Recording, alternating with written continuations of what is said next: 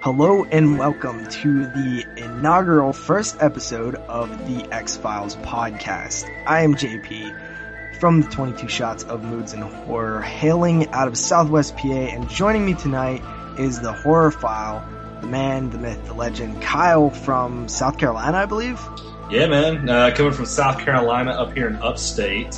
Kind of near, I'm near Georgia and North Carolina, kind of on the border of both. So, yeah, the man, the myth, the legend, coming back from nowhere. Kyle has a YouTube channel that you can check out. It is the Horror File. You guys, I'm sure some of our listeners are coming from the 22 Shots. You guys have heard him on an episode or two before. Definitely check out Kyle's stuff. The idea for this podcast now, it will be a weekly, we assume, podcast in which we journey through the X-Files series episode by episode, season by season. I did the math, and if we did one episode a week, it would take like 3.8 years to go through the series. That's insane to think about that. Yeah, so we don't exactly know. We're at least going to go through season one. I think that's a fair statement. And if it takes off, we'll continue going, and maybe during some downtime with my other projects, we could do multi-episodes a week, which I think would be fun as well. It depends on how it goes. So if you guys like it, watch it or listen to it, and then we will keep going.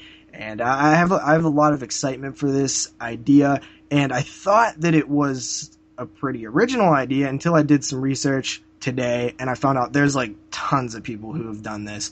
And I did kind of dabble around and listen to a few minutes of different shows that are X-Files related, and I noticed one common thing, and that was that they were all coming from the perspective of people who were huge fanboys of the show. So I thought that we could bring a interesting perspective to this topic, which is the X-Files, because I am pretty oblivious to the entire series. I've seen a handful of episodes, and Kyle is actually a super fan of the episodes. So we have this interesting dynamic that I haven't seen done, where it's like the noob and the fanboy. And I think it adds an interesting dynamic. What do you think? Yeah. I mean, shit. I've been watching this show.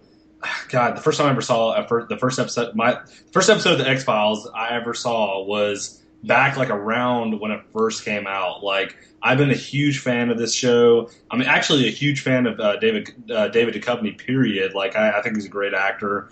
But, I mean, as far as the X-Files go, I followed the show. I've actually rewatched the show several times. I've probably seen, we're about to talk about the first episode. I was telling JP before we started, I've probably seen this episode at least, 8 to 10 times, somewhere in there. It's like when I rewatched the episode, I actually rewatched this episode today just to kind of go back through and kind of revisit it again. Like, when I start watching it, I'm like, wow, I've seen this so many times. Like, it's like I can watch the first 5 minutes of the episode and be like, I know exactly what's going to happen. I know every single scene. It's just kind of crazy. Like, I've always just been a really huge fan of this show, so I thought it was a good idea that me and him did it. I mean, He's watched the episodes, or a good bit of the episodes. I don't know. Have you seen all the episodes, JP? Oh, hell no, dude. I've seen maybe 10 episodes total. Yeah. So, I mean, he hasn't watched, very many bit of the episodes. So I think it's really cool. I've seen, all 9 seasons. There's 9 seasons out. I've seen all of them probably roughly 3 or 4 times. I've seen some of the episodes multiple times. Also, obviously, they're coming out with the 10th season, which will air, I believe, in January on Fox. So I think it's a good idea for us to go through this. I think it'll be cool. I got a bunch of detailed notes on this first episode to kind of let you guys know what happens. And hopefully you guys can follow along. You enjoy it. So. Yeah, definitely follow along. That's one thing that I wanted to mention. This will be weekly as far as we know, and we won't be covering multiple episodes per show. We will only cover 1 episode per show. If we decide to do more episodes per week, then they will be separate shows. I really am very strict on just wanting to do 1 episode per show, and it would be great if the people listening, because there will be spoilers throughout, would follow along, watch the episode, then listen to our podcast. I think that's a great model. I think you guys will have a lot of fun with it. And one thing that I did want to mention is, for me personally, this will not be as, analytical as I normally get. This is kind of a chill. I want to take this show in. I want to experience it. I'm not going to be picking things apart. I'm just kind of going to be, a lump of clay, and I want this show to mold me into either a fan or not a fan. I don't know. I might not like this show, but I think it's an interesting journey for me to experience, and that's why I thought this was so cool, is because I really have not seen many of these episodes. Now, I will say that I do remember the show quite significantly. I grew up in the 90s. I do remember seeing it around. I knew the music. I knew what the X-Files was, essentially. I remember being a kid laying in my uncle's bedroom, renting movies, and then he would turn on the TV, and I remember the music, and it would be real eerie and scare the shit out of me. And I really was too young to pay attention and really see what was going on, but I do remember it. And throughout the years, maybe I flipped on an episode or two, and, I'm sure actually probably as we go through this series, I'll see one and I'll be like, oh, dude, I totally remember this. I didn't even know that was an X-Files episode, So that's entirely possible. The first time I seen it, I don't remember, but I do own a lot of the seasons on DVD, and I've been meaning to check them out. This is a great way to do it, and I'm curious, Kyle, when was your first experience with the X-Files? In this opening episode, I think it's important that you kind of touch on, how you became a fan. Yeah, for sure. So with this show, it's nostalgia for me, because when I was younger in the 90s, whenever the first episode aired, I remember my dad, he was a huge fan of the show. Like he just would always play, he would always turn on the show the day it came on. The big thing now is The Walking Dead. Back then in the 90s, really the big thing, well, other than Seinfeld, which obviously was a huge 90s yeah. was X-Files. So I remember, with my dad in the living room, first time I ever saw the X-Files, I remember hearing the music. Like, the music is like those creepy things you never forget. Like, I remember, when I was growing up, every time I would hear the X-Files music, I'd be so scared. I was like, oh my God, I'm about to see something I don't want to see. But yeah, I remember him watching the show, and I'd be out there with him in the living room or wherever we'd be at, and we'd be checking out the show, and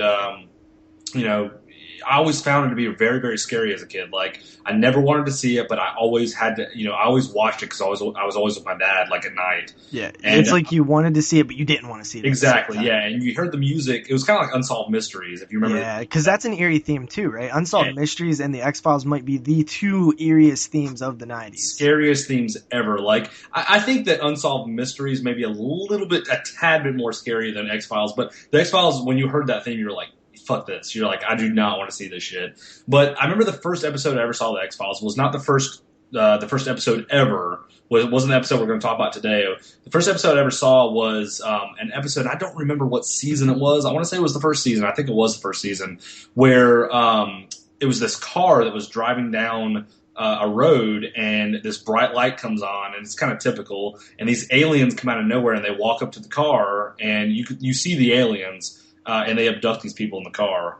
And I that was one thing that just burned into my mind about the show that scared the shit out of me. I remember having nightmares about those aliens for months. And this is one of those shows that something else I wanted to talk about with this is you don't have to actually follow the plot in this show. It's really cool. Basically, they have a backstory in these episodes where you can follow the story to it, and obviously there's kind of a backstory that is kind of linear to all the rest of the episodes in the series. But you can actually start this show in the 8th or 9th season and not miss anything. Every episode it has a backstory that's connected, but you don't have to necessarily follow the backstory. So that's kind of why I like shows like this. You don't have to necessarily, with Walking Dead, you can start the show in the 4th season and you have no fucking idea what's going on with the shit. It's just one of those shows that if you miss one episode and somebody dies, you're like, what the hell happened? But with X-Files, you can start it in the last season, and things will happen that you're not really sure about, but yet there'll be a storyline with each episode that you can follow just for that episode. So I like that about the show a lot. So what Kyle's basically saying, I do know about this just from my history of being around film and TV and being obsessed with this type of stuff. I do know a bit about the X-Files, and from what I understand, there are sort of your main episodes in which are the sort of overarching main story, and then there's the Monster of the Week episodes, which just a different unexplained thing going on that the two FBI agents are investigating. Am I correct? Yeah, you're completely correct. Yeah, so like, let's just take for instance, there's a common theme, and I'm going to talk about this in the first episode of Mulder's sister, the main character's sister, being abducted by aliens. That's just one of the main things that, like, even people that don't know about the show kind of know. They probably heard about that. Mulder's sister gets abducted by aliens, or so be it. But that's kind of like one of the backstories to the show. But the first episode deals with something that has nothing to do with it. It's like an investigation into a murder.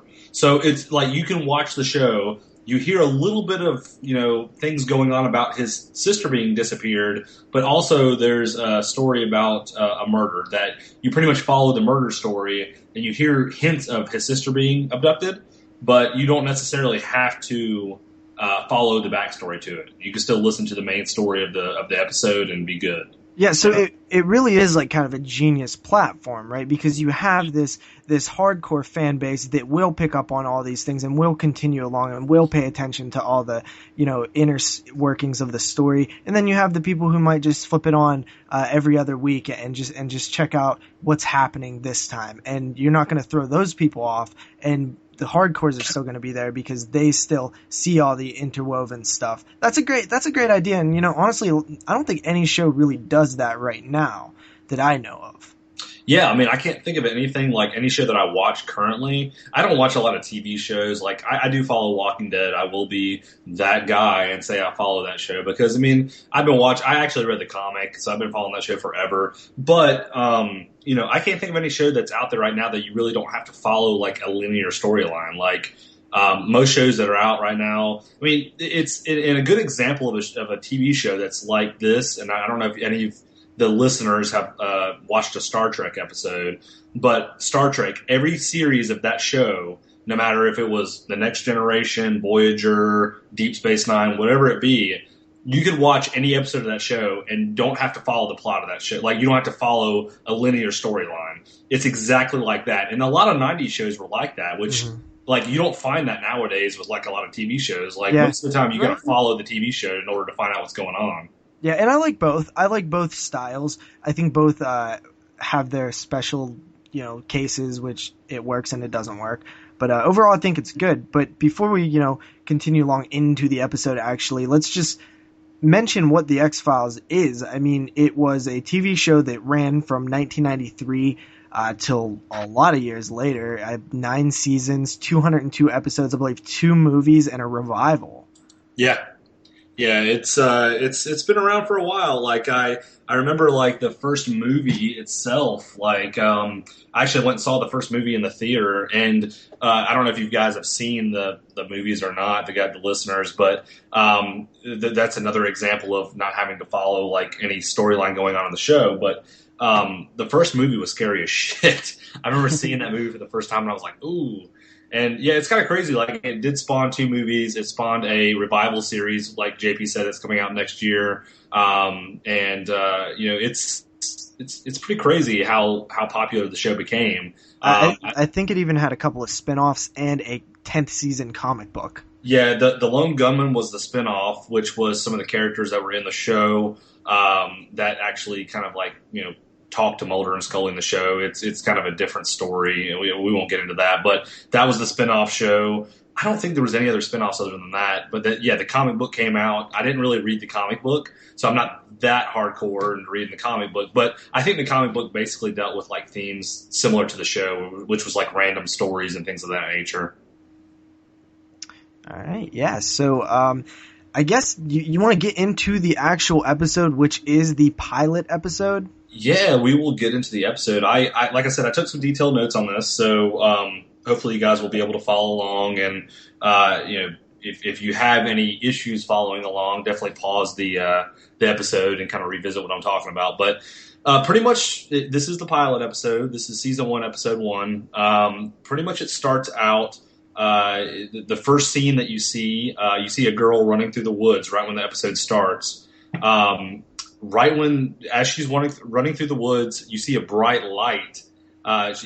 Basically, for the first 2 minutes she's running, she's kind of scared. You see a bright light and a man standing over her and holding her. that's when the first part of the episode cuts off. So it kind of, I think the theme they're trying to go for with this is they're trying to get people interested within the first 30 minutes of the show. To let them know that, hey, it's kind of an alien show. This is kind of what's going on. But it kind of just looks like a general abduction or alien, quote unquote abduction. But yeah, the girl's running through the woods, bright light. There's huge bright light in the woods, and then there's a man holding her and standing over her. Standing over her and then holding her, and then the scene cuts off. Yeah, I believe there was I noticed, it's a TV show, and it's one of those TV shows where the commercial breaks are very obvious. So, it's honestly like kind of this like brief, it's always a suspenseful scene or something like that. Yeah. It's kind of interesting watching 90s TV like that. It's one thing funny. That some of the scenes where it cuts off when you watch it on Netflix and stuff, it's so like the commercial breaks are so obvious, like you said, and shitty. Like it's like, why would you cut to commercial break at this one point in time? Like it's like it cuts off and it comes back at the exact same point in time. It's just kind of weird. I don't know. Yeah.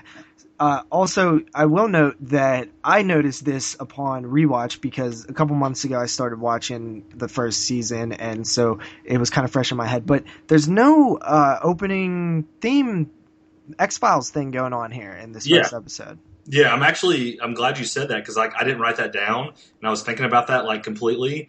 Like, there's literally no theme, like, in the first episode. So it's kind of like it cuts off to the X, like where the theme would be, and there's, like, no music whatsoever. So it's kind of weird when you first watch it because every other episode has, like, the X-Files music. So I think, like, they were still kind of getting the concept down, and there's, like, actually no song, like, X-Files song. So it's kind of weird.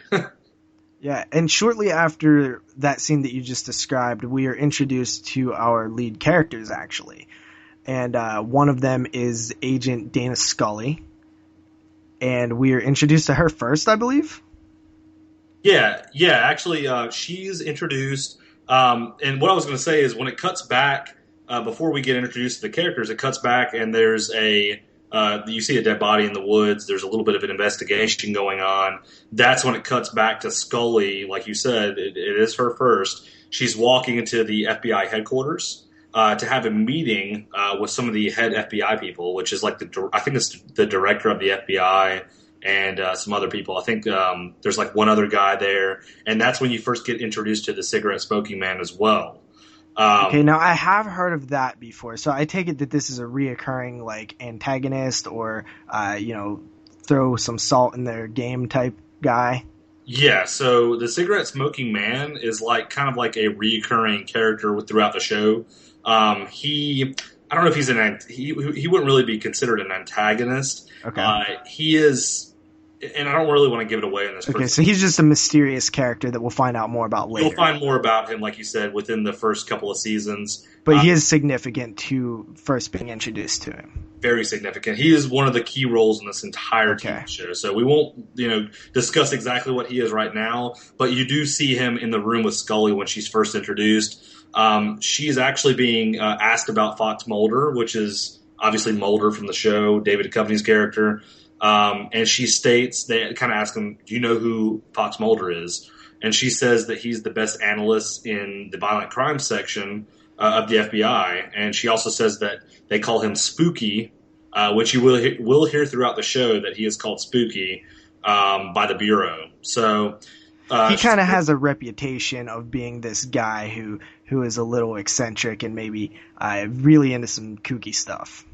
Yeah, exactly. Like, he is like very eccentric, and I mean, you kind of find out obviously like what type of character Mulder is, but he's definitely well known by the rest of the Bureau, and he has like a really big following of what people think about him, and they obviously have a guy that they're going to call Spooky.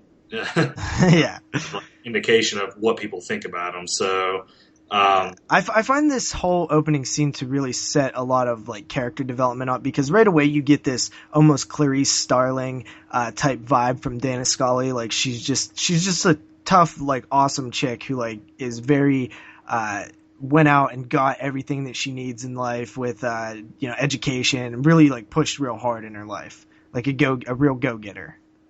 Yeah, I mean she's basically she has a a degree in medicine, so she's a doctor.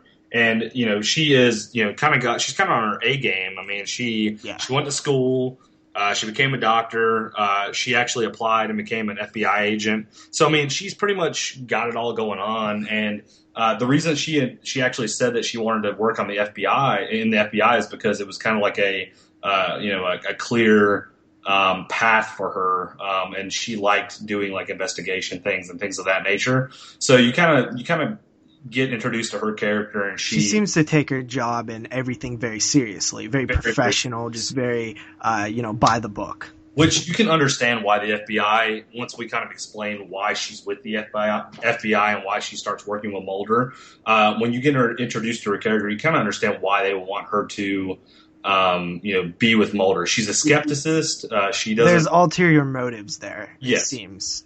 So to kind of get into that really quick.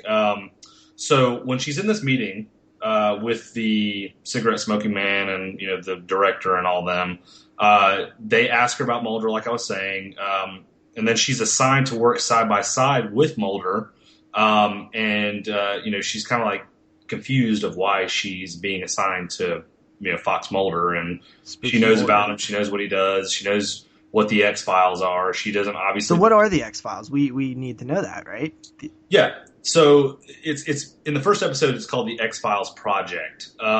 Pretty much, it's a collection of paranormal and unexplained files from certain towns. Like if there was something that was committed or something that happened, these are paranormal and unexplained events that are categorized and put in a file system at the FBI. Yeah, so which are dubbed the X-Files. And I believe Mulder is assigned to the X-Files, correct? Yes, Mulder is assigned to the X-Files. He's actually, pretty much they just kind of throw him there. He apparently was a really good murder analyst, like I was saying earlier, but he ended up being in the X-Files because of certain events. So he's there, and they kind of feel, and you can tell this in the first episode, you can tell the FBI kind of feels like he's a threat. Yeah, they're obviously using Scully as some sort of motive because they feel either threatened or they feel like they can keep better tabs on Mulder. There's definitely something there, and you can definitely see that right away. I'm not sure if Scully is 100% aware of it at first, but she even thinks that something is up. Well, you can kind of tell from her that she kind of thinks it's odd that, for one, they're obviously assigning her to Mulder, and two, that they're worried about what's going on with the X-Files. Like, and the cool thing about it for me, like thinking about it, is like I can see this actually happening. Like, I know there's like a lot of government cover-ups with things. I believe in that kind of stuff. Like, I mean, maybe you guys are skepticists, but I do believe in conspiracies, certain conspiracies and things of that nature. This show is going to be great because I would be the Scully of the group. Yeah. Well, that makes me feel weird. And I have to prove you wrong, right? Yeah, because I am naturally a skeptic. And that's the interesting dynamic with these characters right away, man. I was like, I really love that. It's the perfect dynamic because you have this guy who just, he knows it's real. And as an audience, we know it's real because we see things, but the characters don't, but Mulder does. And Scully is the skeptic. She's like, science and this and that, and it's a great dynamic. It's honestly a perfect dynamic, and I honestly don't think it would work if the gender roles were switched. Let's say Scully was the believer and Mulder was the skeptic, because then I almost feel like it would downplay because she is a woman, and it would be like, oh yeah, it's just Scully, she's crazy. I feel like the gender role has to be this way, and it's kind of weird to say that, but I really do think that it only works this way, at least at the time of 1993 when this was made. JP's so sexist right now. I swear I'm not. I agree with you. Like, it would definitely not work. If Scully was the Mulder of the group, that it wouldn't work whatsoever. Like, and I hate to say that. Like, I'm not trying to like disempower women or anything by saying that, but it just makes more sense for a guy to be in the role of Mulder than a woman, just because because one, it's a vulnerability too. Like, you're looked at as, because honestly, a lot of people the characters look at Mulder like he's this freaking Mulder, he's crazy, you know, and, like he's into all this weird shit. And if it was a female, it would almost be too much. It would be like too much of a hatred and a dislike. And you want the female role to be very strong, which Scully definitely is. I think that's a good thing for women because, like, I feel like women don't see through bullshit more than men do. Like, men can see through, like, men see less through bullshit than women do. So I think that's, like, not I don't want to say sexist thing or anything, but I feel like a woman would see more through bullshit like conspiracies or, like, not believe it than a man would. You know what I mean? Like, men kind of, like, are gullible with things like that. Like, I know I believe in conspiracies. I may be gullible. I feel like my girlfriend would be more like, that's bullshit. You know what I mean? Like, hey, that's bullshit. But and it's dangerous to make the girl gullible, right? Yeah. It's dangerous to do that because then it might not come off as like, cute. It might come off as like a big negative, like just a downbeat type of thing. So it makes sense what they did. It's obvious. And I definitely like the character dynamic. So, Scully, back to the story, she is introduced to Mulder and take it from there. Yes, and something that, like, before we get back into the plot, I don't want to just get sidetracked. Something I wanted to say, and I wanted your opinion on, actually, and I actually made a note of this. It's kind of funny I made a note of this, but I fucking loved the music in this episode. Did you just, like, absolutely love the 80s, early 90s music that was, like, kind of in the background of this episode? I don't know if you noticed. Yeah, dude, that's one of the reasons why I love anything that came out in the 90s, because I grew up there. It's very nostalgic to me, and honestly, even the look of the way things are filmed, just the tints, just the way they dress and stuff, it's very nostalgic to me, and I love that stuff. Yeah, I was going to say the music, like, and the next scene shows Scully, she's assigned to the X-Files project, basically to debunk the X-Files. Like, they know that she's not going to be into this kind of thing. She's not into conspiracies. She's a very professional doctor type. She just got out of school, and they want her to write up reports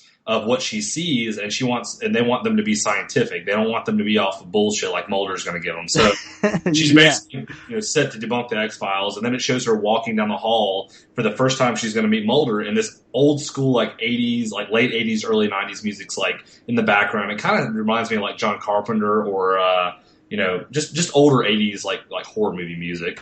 And I just thought that was really cool. And basically, she goes into the room. She meets Mulder for the first time.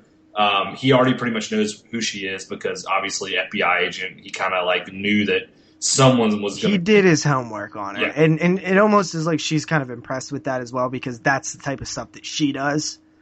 Yeah, exactly. And the cool thing about it, like, you see throughout the whole series, there's like this really big tension or chemistry between the two. I'm sure you can see right off the bat that's probably where the story is going. I obviously don't know, which is exciting to me that I'm not going to know, and I get to walk through this stuff, and I might be thinking it goes one way, and it might go a different way. But, yeah, there's definitely some sort of chemistry right away that you can definitely tell. Yeah, and something I was going to mention, and I'm glad that we're having this first episode and talking about this first episode about the movies, and I'm saying this for all of our listeners and for you, JP, because I know you haven't seen. You said you haven't seen any of the movies, correct? Correct. Okay, which there's only two, but I would not recommend watching the first movie until you've seen anything until you're up to season 4. I would say season 4 is a good season to go ahead and watch the first movie. The second movie, and we'll probably have podcasts on each of these movies, which I'm hoping we do. Correct, that is the plan. Yeah. The second movie I wouldn't recommend watching until maybe a season or two after the first movie, so maybe like the 7th season. So if you guys are planning on following along with us and starting the first season and maybe working up to the 9th, 10th season once it comes out, don't watch the first and until around the 4th season. That way you kind of got a background for Mulder and Scully and kind of understand what they're about before you see the movies. The movies have nothing to do with the show. Let's just say the storyline has nothing to do whatsoever with the show, other than the conspiracy, which obviously is a huge factor within the show. There's conspiracies and all kinds of alien stuff going on, which everybody should know off the bat. but those are good seasons to watch each of those movies. So I just want to say that off the bat and kind of set the record straight for that. So. If you're going to do it chronologically, the 5th season came out, and then right after it, the movie came out, continued with the 6th season, and then all the way up till 9, and then after the 9th season, the 2nd movie came out. There you go. Perfect. Yeah, I mean, and you don't have to really, for the 2nd movie, which, by the way, I will say this, Exhibit is in the 2nd movie. How fucking hilarious is that shit? Well, I love Exhibit, so. Yeah. Pimp My Ride, right? Anyway, like, yeah, I mean, you don't have to really wait till the 9th season to see that 2nd movie. You can even watch both movies like back to back. But I just wanted to like set that straight in the first episode so everybody kind of knows, what's going on. And something else I will say before we get back into the plot of the episode, all these seasons are on Netflix. So if you don't own the seasons, go on Netflix and just watch them. I mean, they've been on Netflix for years. I've watched all these episodes. Like I probably watched, like me and my brother, like we're huge X-Files fans. So we just throw on episodes, random episodes, just throw them on Netflix and just watch them. So recommend going on Netflix. You don't necessarily have to own them, but there is a Blu-ray box set coming out of all the episodes, and the Blu-ray box set looks really, really cool. I'm thinking about buying it. It does. I would recommend either buying that or just watching them on Netflix, whichever you prefer. Yeah, what I recommend personally is maybe check them out on Netflix if you're not a huge buyer. They're also on Hulu Plus. And then if you feel like you're gonna like the show, go ahead and pick up the first season on DVD. I got it for like $7.88 at a Walmart. Yeah. They're super cheap. And then if you really like the show, save up, buy that Blu-ray set. It looks like a fantastic set. I'm happy right now with the DVDs, but depending on how this show goes, who knows? And so let's jump back into the episode. Kyle, where did we leave off? Let's do it. So basically where we left off, Mulder, so Scully goes into the room, meets Mulder. This is the first time they've ever met. So Scully's kind of like questioning him. He's questioning her. You can tell, like me and JP were talking right off the bat, there's a huge chemistry between the two. Like, if you guys have ever had a girlfriend or met a girl, the first time you see each other, you see somebody that you really like and you look at each other, there's some kind of chemistry going on if you really like each other. Mm-hmm. That's like hugely, you can tell that's like a huge part of the scene where Scully walks into the room, Mulder kind of has, like JP said, already done his homework. He knows kind of what's going on. And they look at each other and you just can tell right off the bat, this is going to be like an awesome show. They're going to have a lot of chemistry. So basically what happens is they go into the room. Mulder has already been kind of investigating, like we talked about in the first scene where there was a girl running through the woods. There was a bright light with a man standing over a woman. He's been investigating a bunch of murders that are similar to that, plus that. Yeah, one of the things is that the bodies have these two little kind of welts, dots, gross-looking things on them. And it's happened to a few different bodies all over the place, and they all just happen to be from the same graduating class. Exactly, yeah. So they're all coming. It's all the kids that are graduating. They're coming from the same graduating class. He's showing Scully slides of these different murders, and they all have, like JP said, these two they look like vampire bites on their back. They do. Back. And then Mulder's kind of like, what do you think these are, Scully? Give me your expert doctor opinion. And she's like, oh, it could be like, a spider bite or like an insect bite. And then he's like, well, what is this? And he shows her like a graph of the molecules, and she says that they are not organic material, and she can't identify them. So, and he says, neither can I. Yeah, neither can I. So that kind of starts out, oh, there's going to be a conspiracy here, or there's going to be a alien thing here, or something going on. So next couple of scenes, I'm not going to get really detailed on this, but next couple of scenes, they travel to Oregon to investigate the murders and see what's going on. And Mulder and Scully are driving down the road, kind of like going to this murder scene, or going to this. I think they're going to a graveyard, and their car. The radio in the car starts skipping and making weird noises and stuff. So Mulder gets out and he actually spray paints an X in the middle of the road to kind of indicate where this started happening at. And, this is something that I noticed, and I did notice it throughout the show as well. I did say I seen a handful of the first season. Mulder often does things, or at least it seems to me that he does things, and Scully's like, "What the hell are you doing?" And he's like, always just has his own thing that he's doing, and he explains it later. It's really funny because like that you say that because like that scene that we're talking about where he spray paints the road, like he stops the car, doesn't say anything, he gets out, opens the trunk, gets a can of spray paint, and just spray paints a big X on the road, and like it cuts back to a scene where like it shows Scully and she's like, "What in the actual fuck are you doing?" And like she asks Mulder. And something about Mulder is when she kind of questions him about things, he always gives her the runaround or gives her like a really short explanation for what he's doing, which I love that. I think that it's so awesome that like they kind of like wrote his character to just give her short explanations and make her figure out what he's actually doing. Yeah. So, because obviously if he said, "Oh, I'm putting an X on the road because the radio skipped and there's going to be an alien abduction here or there's alien activity," she's going to make fun of him. But he knows this. And he's smarter than her, even though she's a doctor. And this is what he says. So I don't know. I just found that kind of funny. So, but anyway, to get back into the rest of the episode, they end up going to a cemetery where there's a body being exhumed, which is another kid. Say that again. I said great scene. Yes, and where there's another kid that was in the graduating class that all these kids keep getting abducted. They're exhuming the body of the kid, and the casket, as they're pulling it out from the ground, the casket actually falls and rolls over, and which I'll say this before I finish the scene. I found this scene hilarious because this would probably never happen, or if it does, it's like how like how do you figure that the strap is just gonna break? It's so just it's so generic. Like the strap, it cuts to a scene where they're pulling the casket out of the ground. They're exhuming this body because the FBI want to look at the body because it was one of the kids that a similar thing happened to, and it cuts to a scene where it shows the little cord that's holding up the little the seam to the cord that's holding up the casket from the bulldozer. Yeah, you've seen this scene 1,000 times in 1,000 different movies. Yeah, it just threads off and snaps, and then the casket goes rolling down the hill. What are the odds of that happening? It's for dramatic effect. It's a TV show. But yeah, you're right. It is a little funny. Very generic. I mean, the casket falls. It rolls over it's probably 5 or 6 times. Hits a gravestone, and the casket opens up. Mulder and Scully plus the I can't remember who the guy was that was with them. I want to say it was the sheriff. No, it wasn't. Who was the little guy that was there with them?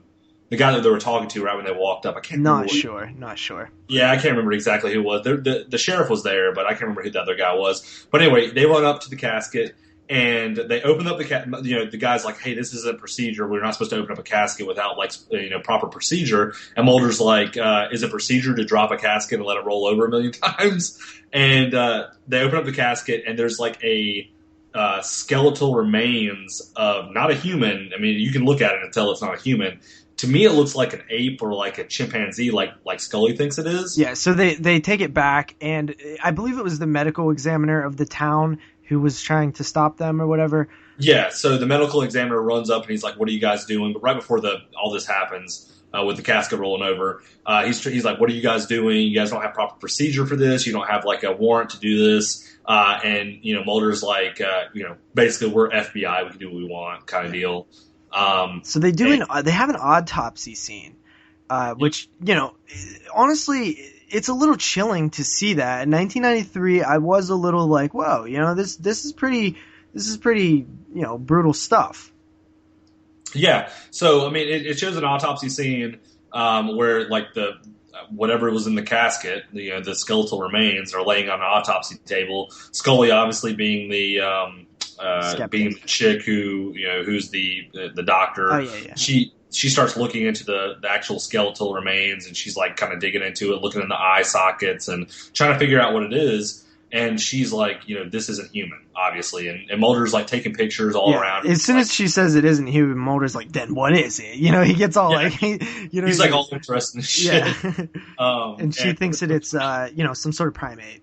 Yeah, and I would be interested as well. I mean, he's trying to figure out, and he like automatically kind of not assumes, but hints at, he's like, it's alien. You know, he's like, it's not human. And she's like, it's primate. It's either a monkey. And he's like, why would there be a monkey skeletal remain in a casket that Ray, I think his name's Ray something.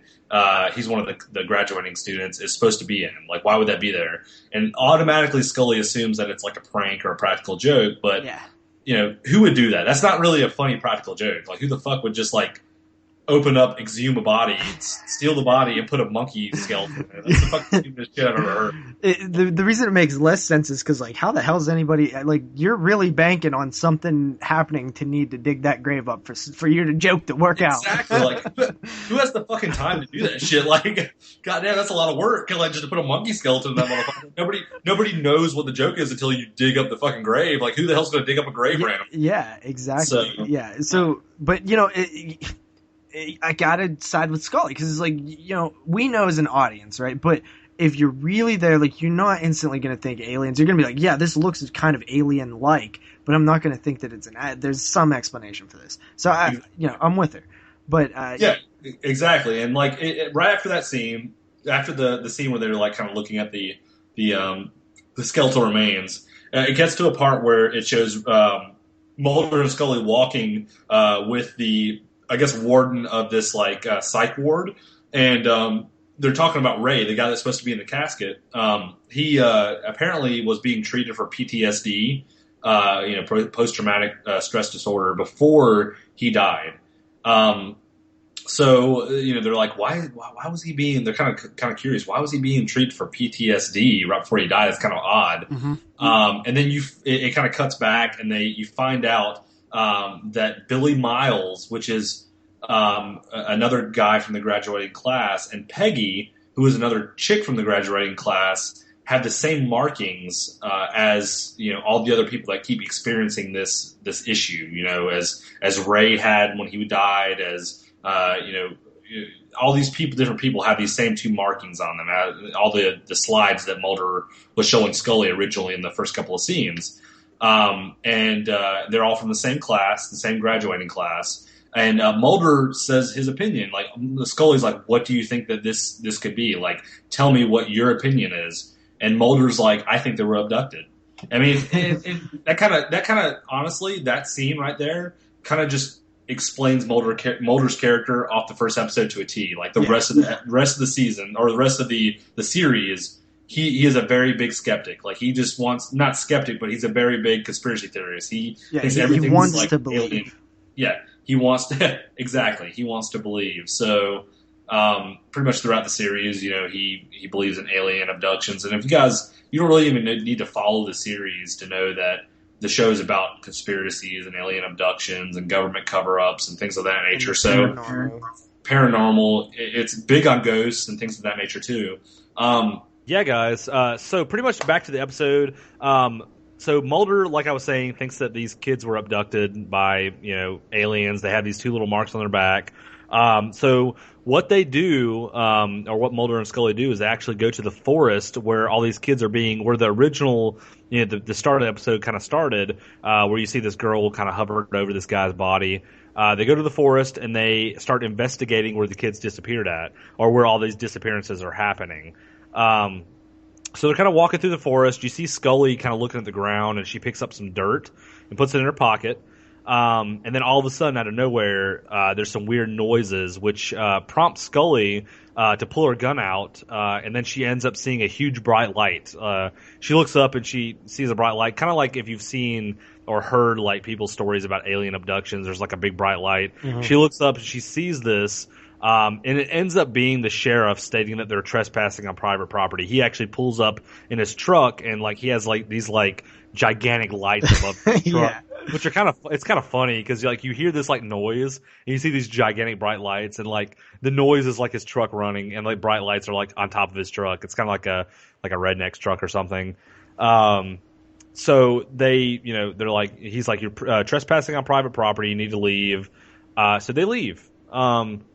So pretty much what happens at this point, this is kind of like a big point to the episode. This is kind of like one of the, I want to say it's like the not middle part, but the high point to the episode of kind of like. It's when shit's going down. shit starts going down right here. Exactly what JP said. So it starts raining. Like, it's like pouring rain when they leave, when they're told to leave by the sheriff.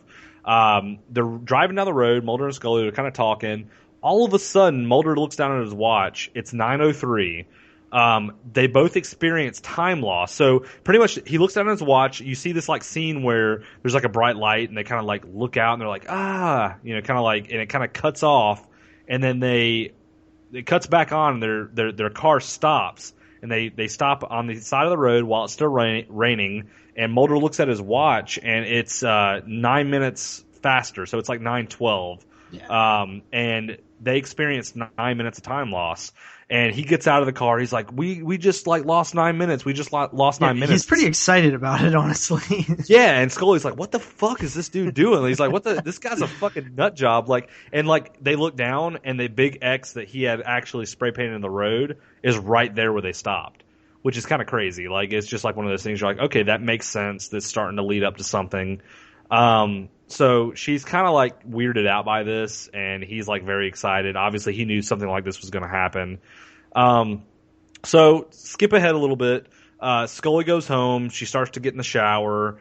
She starts feeling some marks on her body, what she thinks are the two little bites that, all the other kids have. Yeah, they're kind of bumpy. And obviously they experience this time loss. They're kind of like weird. She's kind of weirded out by this. She's getting very paranoid, thinking that she's next and stuff. Goes over to Mulder's hotel room, and there's kind of another chemistry scene that happens when she asks him to check. Yeah, she's like, hey, I need you to look at this. I want you to find out what's going on with this. With what's going on with my back. She's like in her robe, like with pretty much almost nothing on. And I'm gonna say this like off the bat, like for the record, late 80s, early 90s Scully. Let's just say 90s Scully. 90s Gillian Anderson is the hottest chick ever to me. I don't know why. Dude, I'm telling you right now, like, Scully is like super hot. Like I was like, wow. Like I even told my girlfriend, like it's funny because like before this episode even aired, like last week I went to Tennessee and I went to this record store and they had Gillian Anderson. How crazy is this? They had Gillian Anderson and X-Files stickers, like actual just Gillian Anderson stickers that you could put on your car, like bumper stickers. And like I picked one up and I was like, Jesus Christ, like Gillian Anderson is so fucking hot in the 90s. I don't even know why, because I don't even like redheads for one. Yeah, I've never been with a redhead, and like I look at her and I'm like, there's something about her. Yeah. I don't know what it is. Like even now, she's still hot nowadays, but like back then she was like insanely hot. But like anyway, back to the show. She, she's in her robe. She's kind of, she's in her panties, bra, whatever, and she pulls off her robe and she, has Mulder look at her lower back. He's looking at them kind of like, I don't know what this could be. And she's like, what is it? What is it? And he's like, it's mosquito bites. So there was 3 of them as well. False alarm. Yeah. It was kind of like, it looked exactly like the bites that, all the other kids had, but it was a false alarm. It wasn't actual, it wasn't the actual bites or the little punctures that the other kids had. So, they almost look kind of like wart-like, the real ones. They're really gross. I don't like them. Yeah, they look. I don't know. I agree with you, man. They look like skin tags or some shit. Yeah. Nasty shit. But pretty much, she's like, she's weirded out. She wants to sit there and talk to Mulder, and Mulder starts to talk about his sister. Which this is a huge, and I want you guys to listen to what I have to say about this scene because this is a huge part of the entire series. Like the mythology. It has a huge part. It plays a huge role in Mulder's backstory in the entire series. He starts talking about his sister and how his sister disappeared. So basically, when Mulder was younger, him and his sister were in their house, and he saw a bright light, and he went out to see what it was. And he says that he saw his sister being abducted by aliens. It gets more in depth about this later in the series, but in this episode, he says he sees his sister. He sees a bright light. He sees his sister being taken away. And then she just disappears and he never sees her again. And that's the reason why he joined the Bureau, why he joined the FBI, is because he wanted to investigate the paranormal, find out what was going on, that just gave him initiative to actually join. Yeah, we find out essentially what drives this character. The entire reason for his existence and his pursuit is based in this story. which I honestly, I think that's an awesome concept. Like, his sister disappears. He wants to find out what happened. He believes that it obviously is due to quote unquote aliens. So, you kind of find out what goes on there. But anyway, back to the main story of this episode. He kind of starts talking to Scully about his sister. Then he gets into how he's trying to access certain info, and within the internet at the time, within the bureau, and he's being blocked. So there's being a lot of attempts to block what he's looking up within the bureau's systems. Yeah. So this kind of sheds a little light onto the fact that they're obviously hiding something, and it's sort of a him versus them thing. It sheds a little light on the government cover-ups. Exactly. So so back to the story. Peggy, which is one of the girls that was in this kind of psych ward that we were talking about earlier, one of the graduated. She's in a wheelchair. She's in a wheelchair in the scene that you see her in. Well, they get a call that there's been an accident. So they go to see, and she was running away, and she actually got hit by a car. So she's dead. She's just dead in the next scene. So next scene comes up. Mulder and Scully go to the scene of the accident. Peggy Odell's laying there dead, and then they get another call that their hotel's on fire. So there's like two huge arcs in the story that's happening at the same time. So Peggy Odell's dead. She gets hit by a car, and then Mulder and Scully go back to their hotel, and it's completely on fire. Yeah, which was significant because all of their research, all of their evidence was in there. So that's even more. This whole few scenes was like a big. There's some serious shit. This is deep. What we're doing here is deep, and there's a lot of interworking things going on in this system. Exactly. So obviously, like whenever they roll up to their hotel, it's on fire, and they see it, and they're like, "Oh shit!" Like, all the pictures that we had, all the evidence, all the the sample that Scully took from the forest, the sample of dirt, that's all burned, it's all gone, and they're very concerned. I mean, I would be too if all my shit was on fire. So, I mean, like, they're pretty much like, what the fuck is going on here? Like, obviously something or somebody set that on fire to cover something up. That's just kind of obvious in the scene. So, kind of getting back to this. There's a girl named Teresa Nemens. She is actually the coroner's daughter, the guy that is the one that's giving the autopsies to all these kids that keep dying. The daughter, it cuts to a scene where Mulder and Scully is kind of like in a Waffle House or like a diner, and Teresa Nemens is in there with them, and she's asking for protection because she states that she keeps finding herself in the woods year after year, and year after year. Pretty much where everybody that graduated with her class is finding themselves, and her father is the medical examiner, and she's like, my father thinks he can protect me, but he, I have the marks that everybody else has, but I don't feel like he can, so I need your guys' help. I need you guys to help me. So she's talking to Mulder and Scully in this diner, and she really wants the protection. So as they're talking, the sheriff comes in. He's like, and the medical examiner, which is Teresa's, father, and she's like, he's like, she gets a nosebleed, and he's like, you need to come with me. Random nosebleed obviously has something to do with the plot. He's like, you need to come with me. Don't talk to these FBI agents anymore. Just come with me. We'll protect you. And then in this scene, you actually find out another big arc of the story is that the sheriff, which is the guy that was telling the Mulder and Scully to leave the forest earlier, he's actually Billy Miles's, which is the guy laying in a coma in the psych ward. He's his father.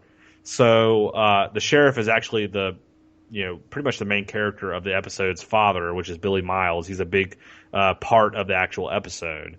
So you kind of find out a big, big thing in the story in this. It's a big reveal. Big reveal. Yeah, exactly. So Mulder and Scully, they start talking whenever the girl, is taken away by her father, by the medical examiner, and they're like, hey, would you be curious to see, what else is in these other graves of these other kids that got, killed or got, had these puncture wounds? And pretty much they go to the graveyard again where the other body was exhumed, where the monkey skeleton was, and the two other kids that died, from this same similar incident, their graves are already exhumed without them even knowing. So, I don't know. What would you think at this point, JP? I mean, it's pretty much like Mulder and Scully are like, what the fuck? Like, I mean. Yeah, like, what's really going on? You know what I mean? So, like, this is deep now. Yeah, so it's starting to get the plot's starting to get really, really deep and really, really in depth. And they go visit Billy Miles after they say that these two murder victims were exhumed that were killed from this similar circumstances. And Billy Miles is just he's in bed in the psych ward. He's in a coma. And Mulder thinks that Billy Miles has been doing these actual murders. So it's kind of a weird twist to the story. You got a guy that's in a coma. You got an FBI agent thinking this guy's the one doing the murders. So they're looking over Billy Miles. They're talking to the nurse that's taking care of him. And Scully notices that Billy Miles's feet are really, really dirty. Like they look like they've been in the woods. They look like the same stuff that she took as a sample earlier, that ash. Exactly, yeah. So the stuff that's on his feet are pretty much the same. It's the same stuff that was in the forest earlier when she took. Yeah, and it's honestly another important scene for Scully as well, because it shows that she's as capable as Mulder in terms of intelligence and noticing things, and she's really on top of her game as well.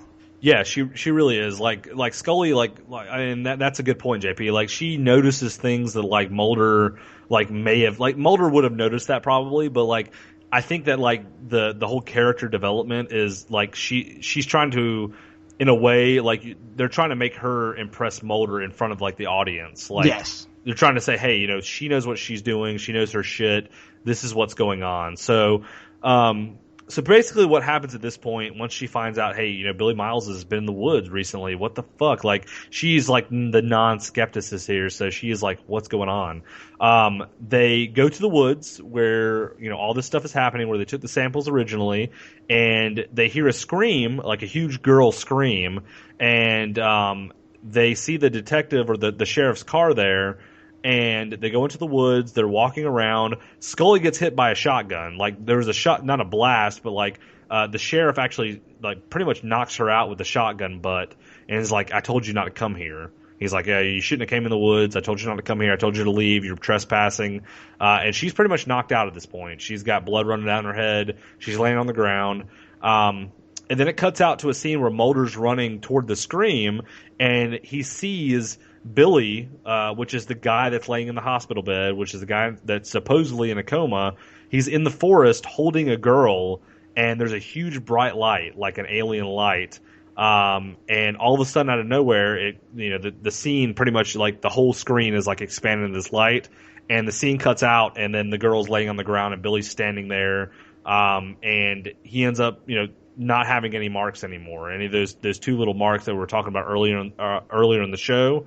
He ends up not having those marks anymore. So, pretty much, Mulder, Billy's dad, which is the sheriff, was going to shoot Billy in this scene.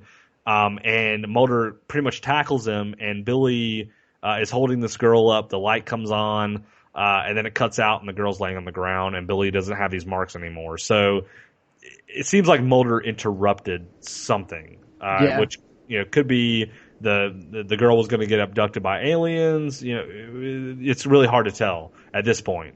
But I mean, up to this point, there's more to the episode.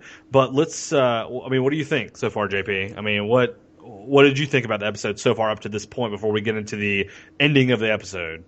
Okay, so I like the core concept. One of the things that I like most about at least the first episode is the dynamic of Mulder and Scully. That's truly what I eat up. I do feel like there's a lot of filler in these, and I'll probably discuss that as we continue along with the series. One of my key problems was that I just felt some things were just too long, and overall, I'm not sure if this show would have worked better as a half-hour show instead of a hour-long TV series, especially in the 90s, but nowadays everything's so action-packed and just stuff's happening, bigger budgets and stuff. But things were more tame in the 90s. And I have always so far had sort of issues with the just pacing of things. I just feel like there's so many scenes that happen, so much stuff happens, but it's still so slow as it's happening. And as I become a fan, if I become a fan, maybe I'll sort of tune that out little bit. I feel like there's definitely some time to adjust and kind of get into the series. But so far, I like it. I love the dynamic between them. I just feel like it's a bit slow. Yeah, I mean, I can agree with you on some of those points. I mean, I do feel like, there is a lot of filler with some of these episodes. I mean, it's one of those TV shows that, like I was saying earlier, each episode is different. So, they do feel, some of the episodes aren't the greatest. And it does feel like some of the episodes are forced. And like JP said, we'll get into that later on in the series. But I do feel that this episode was mainly committed to the dynamic of getting to know the two main characters, Mulder and Scully. And it does a good job doing that, and it sets up the core of what it's about in terms of I want to believe and this eerie atmosphere. There's definitely some eerie stuff going on. And it just has that magical sense to it, that just odd, eerie, oddity type thing that I like. It's the mysteriousness of it. It's the mystery. You want to know more. You want to know how deep does this go? How big is this thing? Yeah, and I think that what I'm about to kind of talk about with the end of this episode, we'll kind of get into that. It leaves you wondering what are these characters about? I mean, with this episode, like I was saying, the character dynamic and learning about, hey, this is who Scully is. She's this very straightforward non-skepticist. And then this is who Mulder is. He's a very huge conspiracy viewing / guy who knows his sister or thinks his sister was abducted by aliens. These are these two people who are complete opposites, and we're going to put them in a show together and throw these random episodes and random things at them and see what happens. I just think it makes for a really good series. And honestly, 9 seasons later, which they're about to make a 10th season, obviously obviously the dynamic made sense. So, to kind of get into the last part of the episode, to kind of recap before we do this, the whole episode's about basically these random murders. You got these random little things popping up on people's backs, which look like honestly, they look like vampire bites. They're like little, like JP said, warts. There's 2 of them usually on people's backs. Mulder and Scully are investigating these. They travel to Oregon to investigate. The man tries to hold him down from succeeding. Exactly. The man tries to hold him down from succeeding this. They exhume these bodies. There's no corpses, human corpses in these caskets. And they start examining that. They talk to some of the townspeople, and the townspeople are, kind of covering this whole thing up. And that's where we're kind of at right now. We're in the woods. Mulder saw Billy, that was holding this girl up. The girl got taken and then got put back down on the ground, which looks like Billy didn't do it. And then Billy's little bites, are gone. They're completely gone. So that's pretty much where we're at. It cuts out. This is the final scene where Billy is sitting in the FBI headquarters, explaining to FBI agents and the division head what the light was, and he's being interrogated. So he basically says to them, and this is kind of almost word for word what I wrote down here. He says that the light that took him, it took him to a testing place, and it wanted him to gather other people so they can do tests. So he doesn't necessarily say it was alien, but you can tell that it was beyond human. It wasn't a human form that took him. And he says that they put something in his head, and they told him to wait for orders, and the light gave him orders, and the test eventually did not work, and these so-called aliens or extraterrestrials wanted everything to be destroyed. So pretty much Billy is saying that aliens took him, they put a probe in his head, the probe told him what to do, he ended up going to this light, the light told him what to do, and the test that they were trying to make on these humans did not succeed, and they wanted everything destroyed. So that's kind of where Billy is going with the story. In the room, while this is all being said, the cigarette smoking man, which we talked about originally, at the beginning of the episode, who was in the room with Scully as she was being, interrogated or briefed about Mulder. He's standing there behind Mulder, kind of listening to all this, listening to Billy talk about all this. Then it kind of cuts out, and this is like the very end of the episode. Scully's wrote a report for the FBI about the incident. The FBI is saying that she has no scientific basis on the incident. Yeah, everything's kind of inconclusive and just like, yeah, this kind of happened, I think, but I'm not sure. Exactly. Yeah, they're kind of like, what, they're looking at her like, why did you write this? This has no basis whatsoever. You don't have none of this will basically hold up in court. Yeah, and they do look a little bit surprised, like, this might not be going how we expected. Exactly. Yeah, you could tell there's some hesitation on both the people that are sitting in the room with her, and the cigarette smoking man is not in the room with her at this time. The two other guys are, and they're just kind of like, this isn't. How is this going to hold up in court, basically? Yeah, and they're like, you got nothing, and then she pulls out a little vial, and she's like, the only thing that I have that's evidence is the device that I pulled from one of the exhumed corpses that has it's like a little probe. It looks like a little, it almost reminds me of like a fuse for I don't know, like a flashlight or something. It looks like a fuse for a flashlight, and it's in a vial, and she puts it down on the table, and she's like, this is what I pulled from the nose of an exhumed corpse. This is the only scientific, or not scientific, this is the only, like, basically proof that I have that any of this stuff happened. Yeah, which, it does a few things. One, as an audience, at least I'm pretty sure we didn't know that she had that, right? No, I had no idea that she pulled that. Okay, so one, it lets us know that Scully, once again, is on top of her game, and she is ahead of the game, being us, the audience. So it establishes that she is, once again, a strong character and very in control, and almost that she is on the team, the Mulder team, and that she, kind of one-upped what they were saying. So it does a lot of things, and it's a great scene. Like, I like that reveal a lot. Yeah, I really enjoyed that a lot, because, like, I remember when I first watched it, or, like, I hadn't seen it in a long time, and I watched it, I was like, wow, that, she really, she was really smart in grabbing that, because literally they would have no basis off of her story that she's giving to prove anything otherwise. So she pretty much gave them proof that, hey, this is what, and she was saying to the division head, she's like, this has no... we ran, what this was, and it has nothing to do with human, we didn't make this, basically. Yeah. Like, the compound that's made with this is not from human life. Like, we didn't create this. Yeah. So, I thought it was pretty cool. And to kind of end the episode, she walks out of the room, and as she's walking out, she's in the hallway, and the cigarette smoking man, he goes back into the FBI room, and, you kind of see at that point the cigarette smoking man has something going on with what everybody in the head of the FBI knows about what's going on with these conspiracies or these cover-ups or, whatever you want to call them at this point, these stories.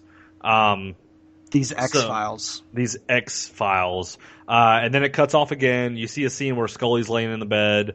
She gets a call from Mulder. Mulder says that all the paperwork on Billy Miles, which was the guy, obviously, you saw in the woods, of all the stuff that happened to him, it was destroyed. There's no record of any of this. So essentially what he's saying is, like, somebody covered it up, and are you, like, this is what's going on, Scully. Yeah, pretty much like, hey, this, there were records of this. Now there's not. Obviously, we debunked this story. We figured out what was going on. Now there's no paperwork or anything assuming that this happened. So I thought it was a really cool scene, because a lot of the rest of the episode, or a lot of the rest of the seasons and the series itself, a lot of episodes are like that, where they try to disprove things. They do, and it ends up getting covered up, basically. So that's a big scene there. The biggest scene of the whole show, though, in my opinion, was the final scene, which is this scene, was the cigarette smoking man at the end of the episode, within the last I think it's the last minute of the episode. He's walking in a huge vault full of, like, it looks like a bunch of files. Like, if you were like to it's a warehouse. Warehouse, yeah, full of, like, big boxes and files. and he has the nose implant that that Scully gave the FBI, and he puts it into the vault, or basically puts it into a file, and he walks out and the door closes and it zooms in and you see that it's a warehouse in the Pentagon. It's like the middle of the Pentagon. Yeah, so, which is a great scene because he pulls out you right away, the vibe that you get as a viewer is there's tons of stuff in here, right? This is a big place. And then once you get closer, he pulls out a box. In the box is a pretty serious case. It's like this little holder that looks like it was designed specifically for this reason. So you know that it's impressive and it's something that happened. That there's a lot of things going on. So he puts the vial into this case with other vials, and that's when you know, like, this shit is huge. Like, this shit is going on for a long time. This reaches, like, the depths of, like, the world. Like, this stuff like this has been going on forever. You kind of realize that obviously it's in the Pentagon. The government knows about all this stuff, and they're categorizing this stuff and putting it in a vault. So yeah, the fact that they have multiple of what he's stuck in there means that they know about everything already. Exactly. They know more than our characters know. And another thing about this scene is that really I liked a lot about it was you realize that this cigarette smoking man, or this guy, they call him the cigarette smoking man, but he's just basically a random character who's throughout the series. He plays a big part in all this, everything to do with the series. Like, you find that out in the first episode, and I really like that a lot. That's a really good character development, just like from the first episode, that this guy has a big part in this. He's going to be a big part in the rest of the series. So. Yeah. I thought that was a pretty cool thing. So, absolutely. So that's it. That's the episode, guys. That is the first episode of the X-Files. Obviously, this first show is going to be a little bit longer, as we did the big intro and talked about what we was going to do, talked about ourselves. But I had fun. Did you have fun, Kyle? I had so much fun. Like, I love talking about these episodes. I love revisiting these episodes. If you guys. Like I was saying earlier, if you guys really, maybe some of you guys are big fans of the show already. If you're not, I really encourage you guys to watch these episodes. Even after we talk about and spoil the episode, it's really cool to watch them. So I had a lot of fun. That's awesome. So you ready to get out of here, man? Yeah, man. Definitely. All right. So please, this is our first episode. Check it out. We're going to try to get these on iTunes. They'll be on the website, hopefully weekly. If you guys like it, we'll keep doing them. I had a lot of fun. I think this is going to be a great series if we continue it along. It all depends on you guys listening and giving us feedback. I am JP from the 22 Shots, DoubleshotJ on YouTube, Twitter, all that shit's on the website. That is Kyle, the horror file. Anything you want to say, Kyle? Anything you want to plug? I really hope you guys enjoyed this episode. I hope you guys listen to future episodes. Check out my YouTube channel at The Horror File. I have an Instagram page at The Horror File, and also have a Facebook page it's facebook.com/The Horror File. Check those out. Subscribe to my page. I do a lot of horror reviews and things of that nature, just like JP does. And definitely subscribe to the podcast if you guys like it. Hopefully this will keep going, and I really enjoyed doing this first episode for you guys. All right, so that wraps it up. We will see you guys in episode 2. Until then, talk to you later.